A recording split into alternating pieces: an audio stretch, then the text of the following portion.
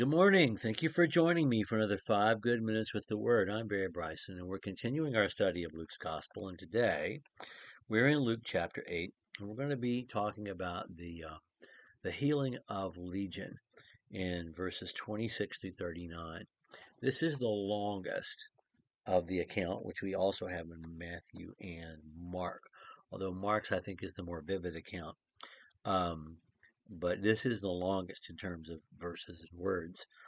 And Mark and Luke link these three miraculous events together: the stilling of the storm, Legion, and then the two healings in Capernaum when they go back on the other side of the sea, of the lake.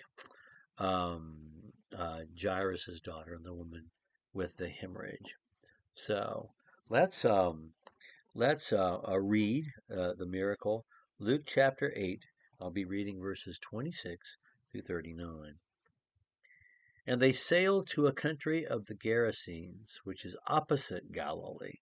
So they're on the eastern shore of the Sea of Galilee, which is Gentile country, by the way. This is the area of the Decapolis, the 10 towns. And when he had come onto the land, a certain man from the city met him, who was possessed with demons, and who had not put on any clothing for a long time. He was not living in a house, but in the tombs. And seeing Jesus, he cried out and fell before him and said in a loud voice, "What do I have to do with you, Jesus, Son of the Most High God? I beg you, do not torment me."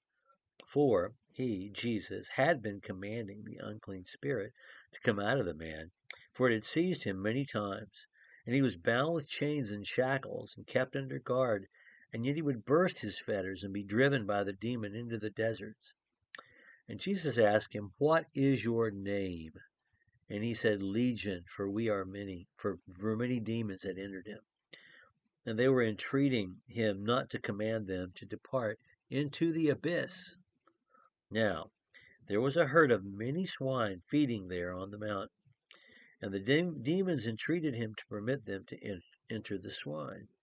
And he gave them permission. And the demons came out from the man and entered into the swine, and the herd rushed down the steep bank into the lake and were drowned. And when those who tended them saw what had happened, they ran away and reported it in the city and out in the country. And the people who went out to see what had happened, they came to Jesus. They found the man from whom the demons had gone out, sitting down at the feet of Jesus, clothed and in his right mind. And they became frightened. And those who had seen it reported to them how the man was demon possessed and had been made well. And all the people of the country of the Gerasenes and surrounding district asked him to leave from them. They were gripped with fear, and he got in a boat and returned.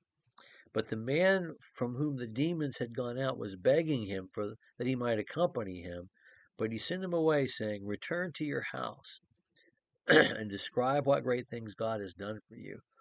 And he departed, proclaiming throughout the whole city what great things Jesus had done for him.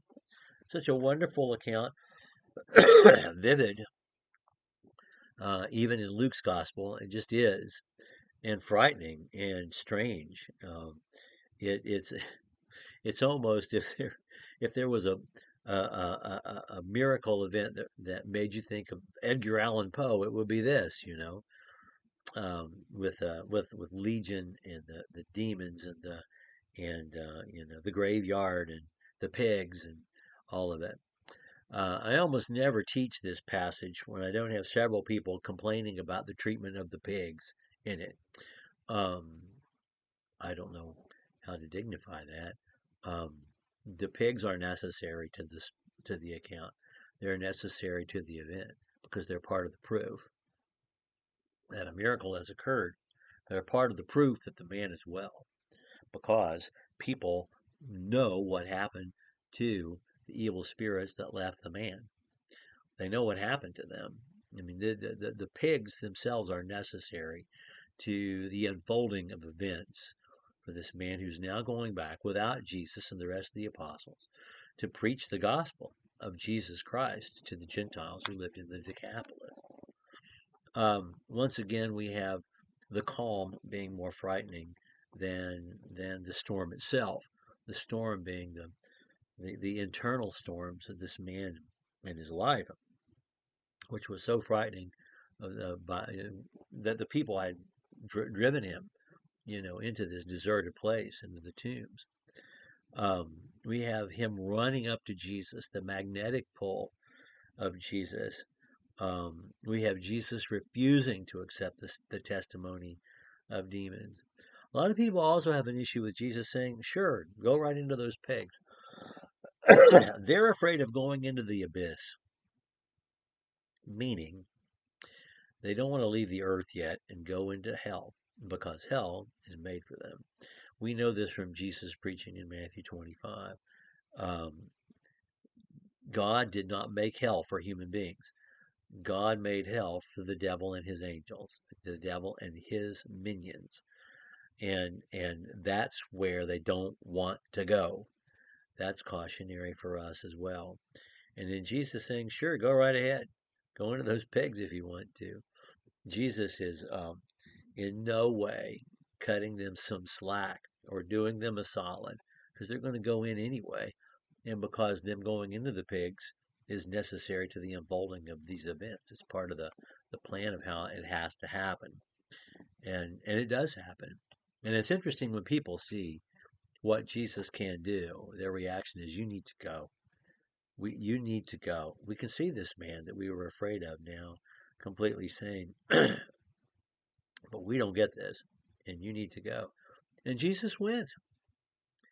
And then there is the fact that the man wanted to come too. I just, I love that part. And and Jesus said, no, you can't, not now. You need to go back home and tell everybody what happened, which is exactly what he did.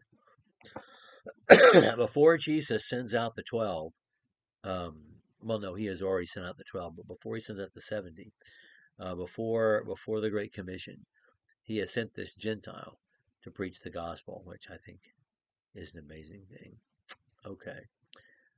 We're going to spend a couple of days talking about the next event.